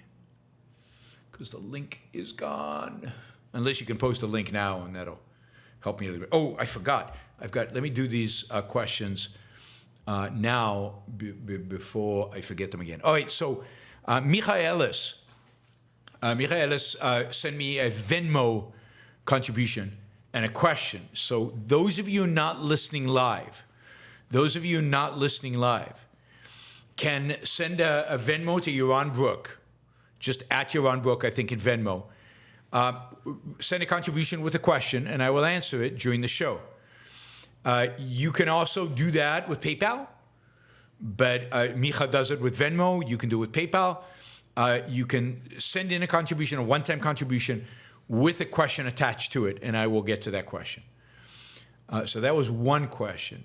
And here's another one, which is more detailed. So let me read this. This is also came to me, I think, with PayPal, or a contribution. It came associated with this. I think it came by email, and then a PayPal contribution was made. So please consider that a way of asking questions when you're not live. When it comes to the history of intellectuals and their post-socialism, anti-capitalism origins, I tend to agree with Hayek and not Ayn Rand. So when I have to summarize their ideas in one sentence, I would explain the views of Hayek and Ayn Rand as follows. Ayn Rand, the cause of socialism, anti-capitalism, is rooted in anti-reason ideas and anti-reason philosophy, starting with Immanuel Kant. All right. Hayek, the origin really starts with Descartes and his Cartesian rationalism. It is the idea that intellectuals have to prove everything around them scientifically to believe in something, that they cannot believe in something they cannot prove factually scientifically. Therefore, intellectuals view socialism as pro-science and pro-reason, and capitalism as anti-science, anti-reason. God, there's so much confusion there. I mean, this almost makes sense to do a whole show just on this, because I think the whole view, Hayek's whole view is wrong and perverse. Now, it's true that that's how intellectuals viewed it, socialism, post-science. But the only possible way they could view it that way is because of Kant, because of a divorcing of reason from reality, from practical, day-to-day individual uses in understanding reality, comprehending reality, choosing one's values, living by one's values. All of that requires reasoning. It requires being rational. So he says, when I look around me, I then think Hayek is right. Yes, I see the idea of Ayn Rand in the postmodernist movement, but not when I look at most intellectuals. For example, here in the Netherlands, so famous historical intellectuals like Keynes, Bernard Russell, Einstein, etc., or the climate change scientists of today, for example, in all of them, I see why more the idea that they can explain the world around them factually, that they are pro-reason, pro-science. Yeah, but they can explain the world around them factually. I mean, I don't understand what the problem is here. So put aside whether they can, because I don't think Keynes, Russell, or Einstein, or particularly Keynes and Russell, put aside Einstein, I don't think they could explain the world around them. But if they could explain the world around them rationally, why is that a problem? That doesn't make them socialists. So socialism is not pro-reason and capitalism anti-reason. Capitalism is pro-reason.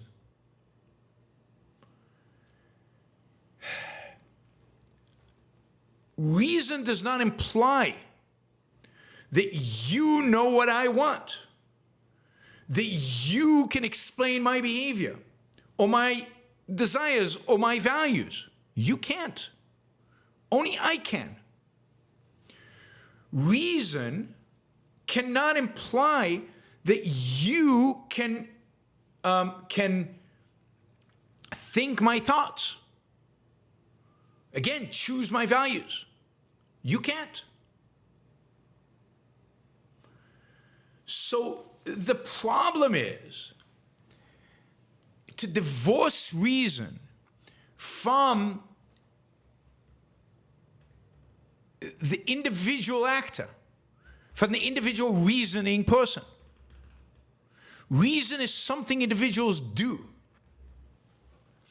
And it's the mechanism by which they choose their values, choose how to live, choose what to pursue.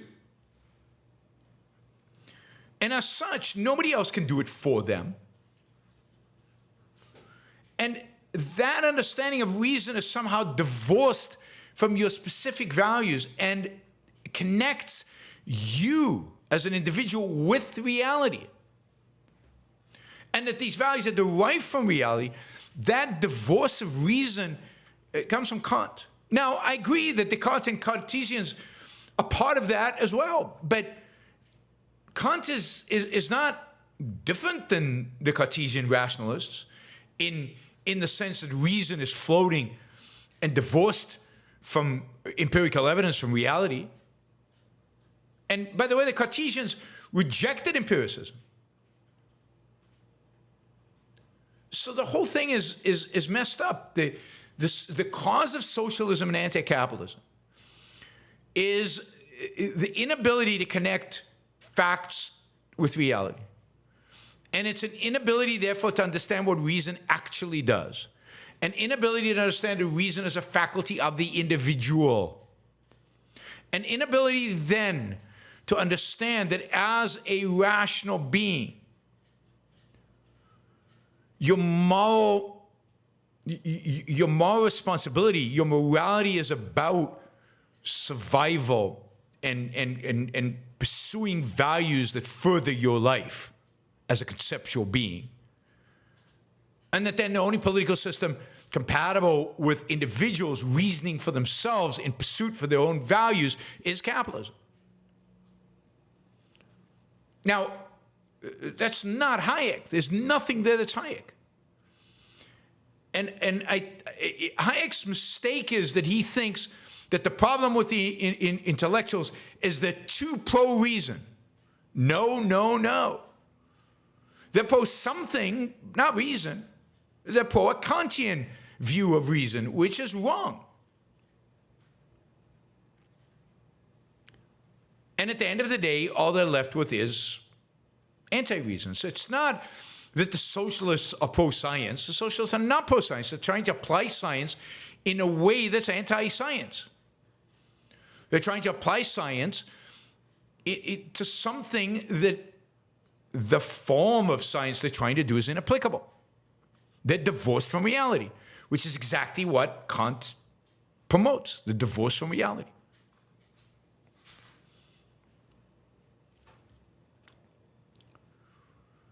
All right. But that is a whole, that requires really unpacking and doing a whole show around. But thank you for the question. All right, let's see. Ori asks, why is the concept of self-love not emphasized in objectivism? Do you view it as synonymous with self-esteem? No, not exactly. Because it's, I don't know. I think it's a strange concept. To love is, to value, and to love is to esteem, and I think that's already there. So, love is an emotional response to a value. Do you really have an emotional response to you? It's not really that applicable. It's not even self-like. It's self-esteem. Self-esteem means I know that I belong in this world. I know that I'm competent, that I can achieve my goals. I know that's what it means. It's not, ooh, I feel good about myself today. And it's not, love is an emotion. Esteem is an evaluation. Love is an emotional response. And I don't think you respond to yourself, really, in a sense, right? You respond to what's out there based on who you are. So esteem captures what you're really talking about much better. It's, I'm evaluating myself as good, competent, able. Reality is knowable to me. That's what you're esteeming. That's the concept you're trying to capture. Not, I feel good about myself. I mean, maybe you do, but you don't. I mean, if you love somebody, that heartbeat, right? Heartbeat racing, that emotional, that sweating a little bit, that excitement, you don't get that from thinking about yourself, and you shouldn't. It's weird. Too self-referential in a sense. So I think that's why. Liam, I've heard you seem to imply in past talks that it's the Jews, other minorities' fault that they were marched into concentration camps. Is this victim blaming, or did these populations operate on zero self-esteem and pride? No, I mean, I don't blame them. Of course not. The moral blame is, of course, on the Nazis. I do think, though, that the Jews, many of the Jews, not all of them, because some of them stood up, the Jews lacked a fighting spirit.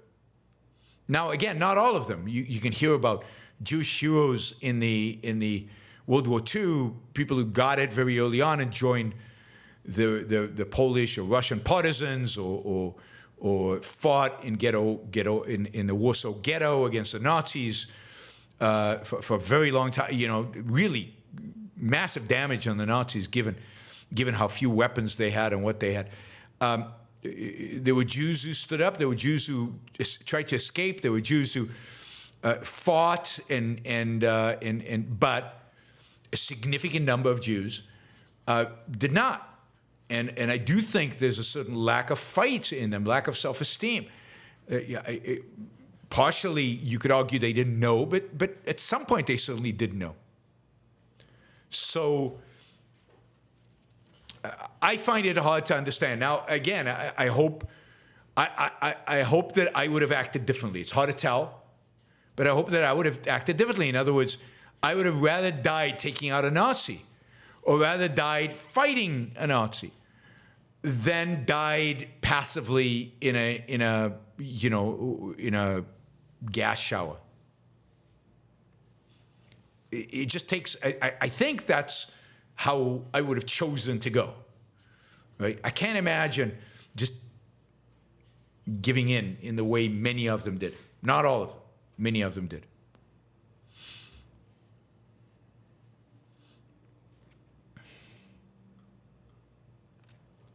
Paulo Zeus, is the Torah the same as the Old Testament? I don't think so. I think the Torah is the first 5 books of the Old Testament. The Old Testament is more than just the 5 first books of it. I think, and I can't remember the names of the books. Certainly, I don't remember them in English. But there's after the first 5 books, there's Kings, and then there's all kinds of others, and Solomon's Song, and all of that, the Book of Job. All of that together is the Old Testament versus the beginning, which I think is the Torah.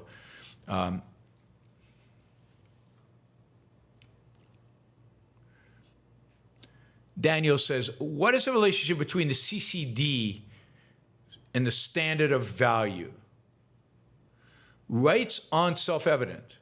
The history of philosophy shows that the objectivity of concepts and values aren't self-evident either. Absolutely. Absolutely. All right, you're asking me a question that I don't think I can answer right now. What is the relationship between the CCD and the standard value? I'm going to copy-paste that and do it when I'm a little bit fresher than I am right now. But I will get to it, I promise. But absolutely, it's very difficult, very difficult to establish the objectivity of ideas, objectivity of values. And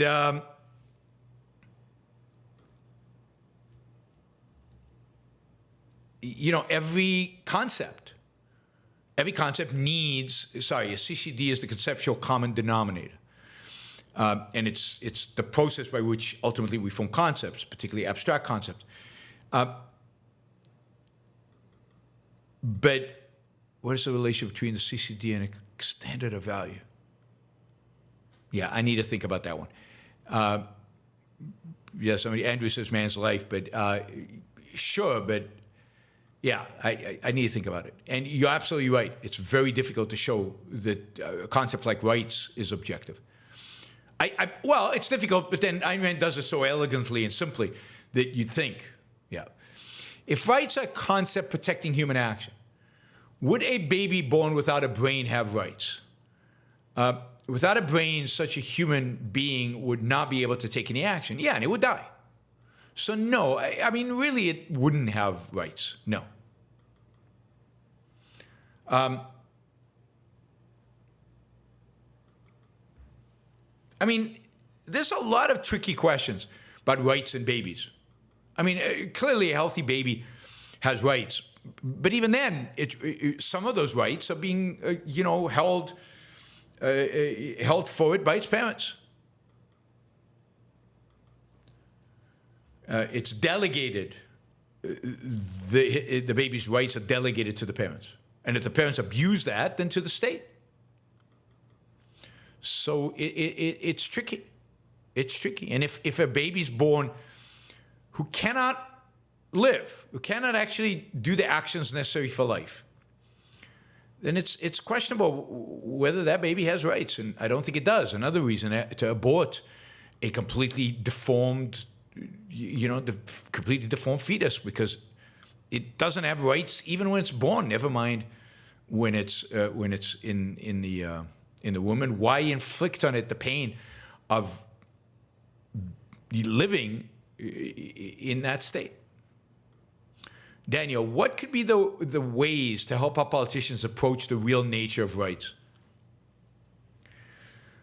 God, I don't know. I mean, other than short of they need to study political philosophy. They need to study the objectivist political philosophy. They need to get a basic grasp of morality and the role of reason in human life. And then from there, understand what human life requires. I mean, that's the basic they need to understand. And then that the role of government is just to preserve the ability of human beings to live their life. So I think that's what they need. Andrew, some creative writing, the mixed economy's freedoms and the controls is like the waltz between a beautiful woman and the grim reaper under thundering skies. All right. Mixed economy's freedoms. Okay. Yeah. All right. I see it. Yeah. I mean, you should weave that into a novel one day. Daniel says, thank you. I appreciate it. I appreciate the support, Daniel. Andrew, what do you think of the criticism of free will?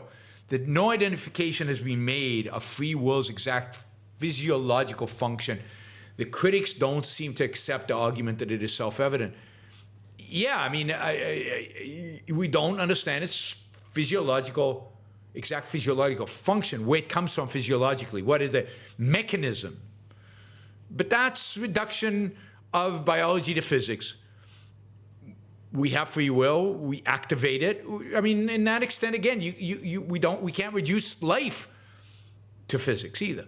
So it doesn't bother me one way or the other. I mean, do we know the function of gravity? Do we understand where it comes from? No. We observe it in reality.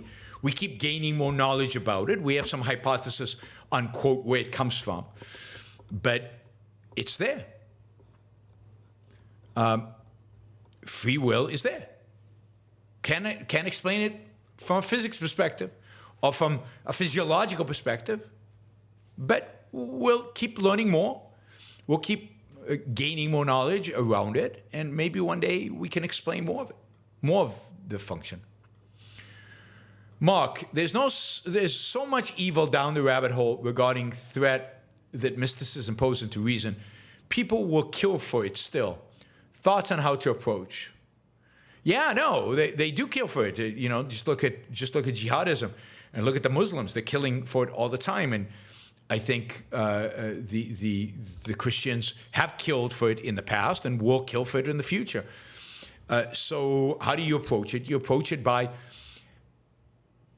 rejecting it and then arguing against it and presenting a rational alternative. See, what the right wants you to believe is there are only two alternatives. And this fits into Leonard Peikoff's dim hypothesis. There are only two alternatives. The order, structure of a religious life and a religious-based political system, or the disorder, anarchy, fragmentation, disintegration of the left. And that's the only two alternatives. And the main thing we can do, the main thing in our approach needs to be to offer a rational, orderly, systematic alternative that is neither mystical nor subjective. Of course, mystical is subjective, but I think you understand what I mean. Justin says, I've heard Israel is not allowing some Eritrean Jews the right of return. Is that true? Yes, it's pathetic, but they don't believe them that they're Jews. So they don't believe them that they're Jews, and therefore they're not allowing them in based on the fact that they don't think they're Jews. There's a conflict about whether they are actually Jews or just or not Jews or pretending to be Jews so they can come to Israel. To me, it's, you err on the side of letting them in. A lot of the Russians who got citizenship in Israel, who came in the 1990s, claimed to be Jews. There was almost zero proof of it. Whatever Jew even means, right? By whose definition? The rabbis in Jerusalem, I guess. But many of the Russians who came to Israel in the 1990s were not technically, by the rabbi's definition, even Jews, and they let them in. Frank, can rights come from following the rules, like in sports games? In many games, you don't have the right to do anything you want. It'd be cheating. Yeah, that's not right. Right is not about following the rules. Rights are not about following the rules. That's a conservative interpretation of rights. In sports, you're cheating. You're just not following the rules. They're rules. This is how we play. It's not an issue of rights. It's an issue of agreement, contract. We agreed to something, and you're violating that agreement. Not everything is right. So, there's a sense in which you can say by violating the agreement, you're violating the other person's rights. Sure. But it's an application, but that's way down the rabbit hole. Rights are not duties. Rights are not follow this, do this. Rights are you're free. Go live your life. That's what rights are. Joshua, thank you. Having trouble with the word greed. It seems like it could be positive by consistently being productive, no matter how much money you have. And negative, some people just steal and steal and steal. Could you help clarify? Yeah, I mean, it very much could be that greed is neutral. That greed is a neutral concept, which could be applied in a way that's positive, focused on production, focused on his productivity, and keeps on producing even though he's got enough money that so on. And therefore it could be applied in a negative way. He'll do anything for it. But I tend to think that Ayn Rand thought of it as a positive. That she would say greed to steal money, well, but steal is anti-life. It's anti the fundamental thing that you're striving towards in production, which is life, which is happiness, which is integrity, and being productive, being productiveness, the virtue of productiveness. You're undermining your virtues, you're undermining your life, and as such, it's not selfish, and maybe greed is just an application of selfishness, and therefore it is always positive. I guess I'm open to both ways of thinking about it, right? Greed is not one where I'm willing to go on the barricades to fight for, like selfish, which I think is worth fighting for. Greed we might concede that it's a neutral one where it can be good and it can be bad. Remember, I think, isn't one of the sections in Atlas Shrugged, one of the chapter names, greed? I have greed in the title. So I suspect Ayn Rand thought of it as an aspect of selfishness. Single-minded pursuit of something good, something pro-life would be greed. That would be the positive application of it. Matthias, off topic, Eliezer Yudowski, in his fan fiction HPMOR, characterizes Atlas Shrugged as obvious. Can you comment on that? I mean, first thing comes to my mind is arrogant prick. And I think he is, generally. Yeah, I mean, really? Ayn Rand writes, basically, Galt's speech is, and the whole book, is a articulation and a concretization in brilliant aesthetic fashion of a world-changing, world-challenging philosophy. There's nothing obvious about it. Nothing. Nobody's ever had these thoughts, at least put them into writing. Ever. In all of human history. Obvious? And of course, Eliezer Yudowski is a effective altruist. So he doesn't think it's obvious, he thinks it's wrong.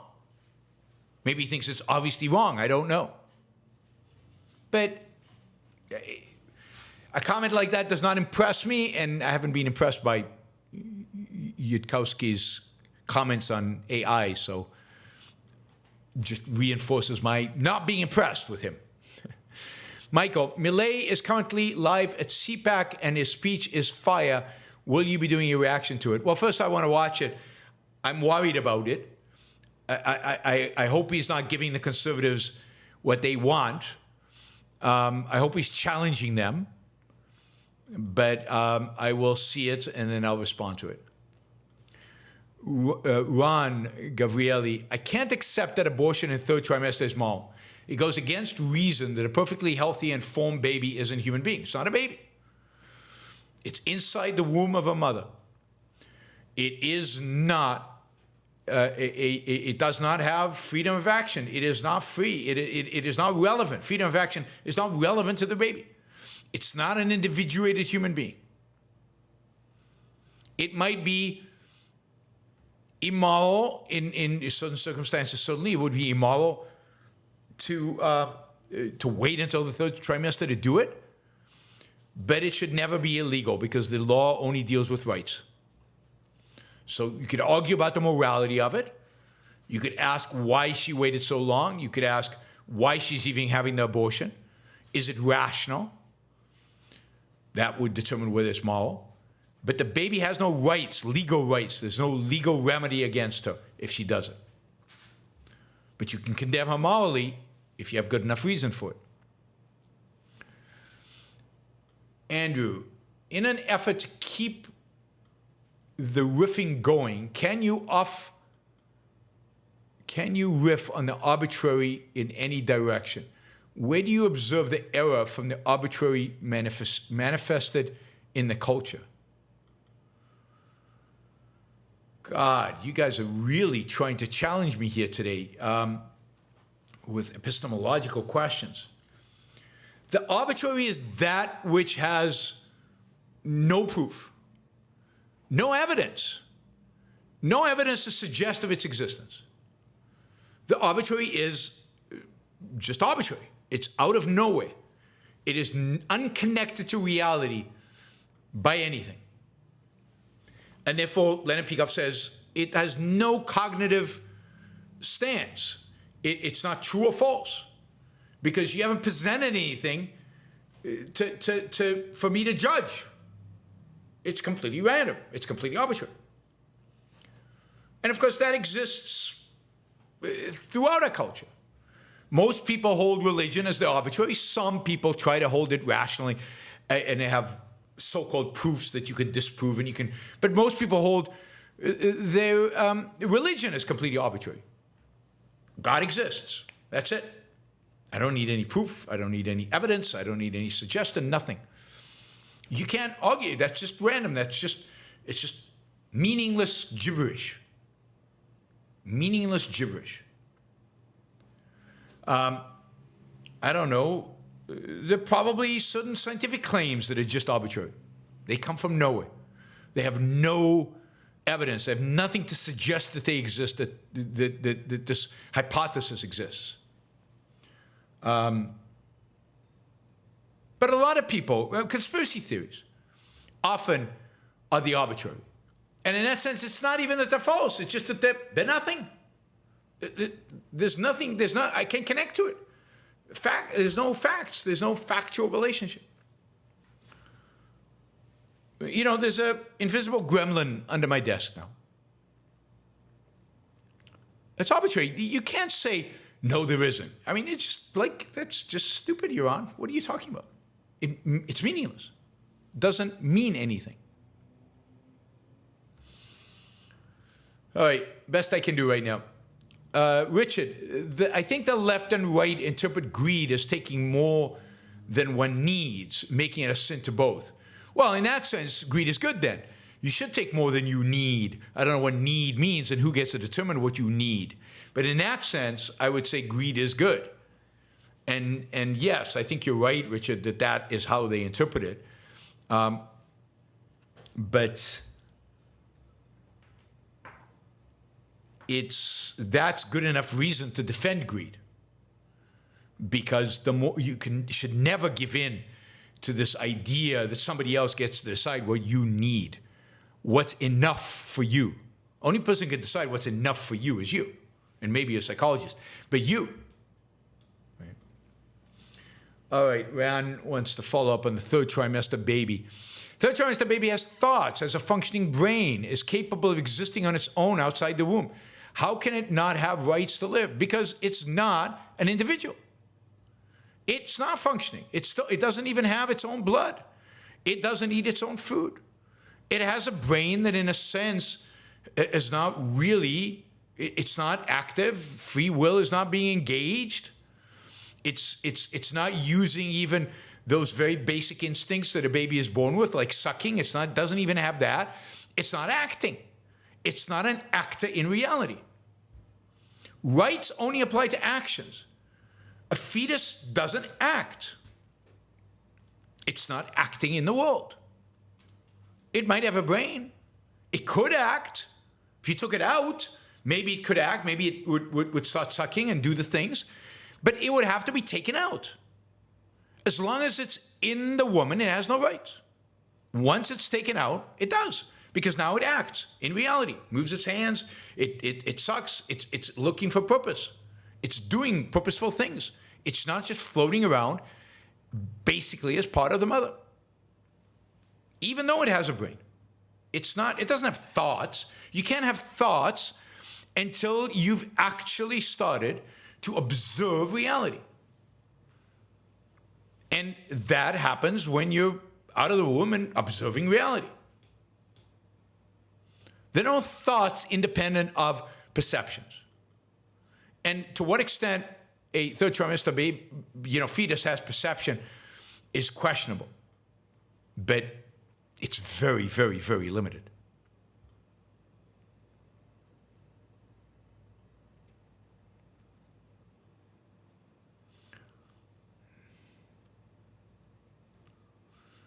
Blind people have thoughts, yeah, because they have other senses. Watch the best illustration of the connection between thoughts and sense perception is that movie, the movie about the blind, deaf, and dumb girl. What's that movie? Come on, guys, somebody give me that movie. It's one of the, Helen Keller, but what's the name of the movie? Helen Keller, but what's the name of the movie? It's one of the greatest movies ever made, and it's Miracle Worker. You gotta watch the original Miracle Worker. The original Miracle Worker is this brilliant movie about concept formation and thoughts and how this child cannot really think until it figures out how to use whatever senses it has, in this sense, touch, to form concepts. Until it does that, it's just she's basically functioning at the level of an animal. She can form concepts because she has at least one sense, and that is the sense of touch. Miracle Worker is one of the great top 5 movies of all time in my view. It really is brilliant, and it gets concepts and concept formation right, which is an unusual feat. All right, Joshua, I tend to argue that individual rights requires 2 things: rationality, a mind capable of reason, and individuality. This is consistent with objectivism as far as I can tell. It seems to get complicated with conjoined twins. Yeah, I mean, it does. It's very complicated with conjoined twins. You know, the conjoined twins have rights, but as what? As a dual thing. And look, there are always, not always, but there are borderline cases. There are things where you have to think a little deeper. There are things where there's no solution to it. You know, which one of the twin has the rights? Now, hopefully you can separate them, but some conjoined twins can't be separated. But that's an aberration in reality where you have one body, 2 brains. And that's just difficult. I don't know how you deal with that from a rights perspective. The conjoined twins have rights, but which one of them? And what when they disagree? I don't have an answer. Flip a coin, I guess. I really don't have an answer. Dave Dean, regarding individual rights, some relegate the unborn to being a slave, the property of another, until the unborn are capable of exercising biological, physiological freedom of action. Can an unborn be a conceptually viable slave? No, because you're not conceptually viable until you're born. You're not conceptually viable until you're free of the mother's womb. And once you're conceptually viable, you have rights. And the concept of slave cannot be applied. I mean, the whole point of slavery and why it's an evil institution and why it's always evil is because you're enslaving another individual who has a mind, who can function. We don't talk about enslaving your dog because it has to do what you tell it to do. So slave means another conscious human being, another capable of cognition that is being forced to do what you tell it to do, that has no longer have the right to its own life. That cannot be applied to something that's not an individuated human being. Ron says, Peter Schiff lost hope in democracy. He claimed a king with constitution earning $1 billion a year would be doing a better job. What are your thoughts about placing an objectivist king in office? I mean, yeah, an objectivist king would be great. But what if he's not an objectivist? How do you guarantee that he's an objectivist? No king in human history has been even close. Kings have been a disaster for most of human history. And I really do believe that power corrupts, and absolute power corrupts absolutely. And if you had a proper constitution, the power of politicians would be minimal anyway. So No, I mean, I don't know. This comes from Hoppe. This whole longing for monarchy just strikes me as ridiculous. Ahistorical and ridiculous. And not understanding what it means to be a king, which means to have the kind of power that a king has, and how corrupting that is. Just having the power is corrupting. And what are the checks and balances? The whole point of a king is no checks and balances. What if he wants to do away with the Constitution? Who rises up against him? Why? By what standard? No, I mean, it's an awful idea. But it's very attractive to libertarians who've given up on, who don't quite want to yet advocate for anarchy, but have given up on the current system. And I'd given up on the current system, but I know what's possible, and which is the original American system is pretty damn good. It just needs a better constitution. All right, guys, I'm done. Done. 2.25 hours. Thank you. We reached our goal. I appreciate that. Really, really appreciate it. Thanks to all the super chatters. You guys did great. Lots and lots and lots of questions. And I will see you all on Monday. Monday we'll do a news roundup. Have a fantastic weekend. Be greedy in pursuing your values this weekend. And have fun. I will see you all on Monday. Bye, everybody.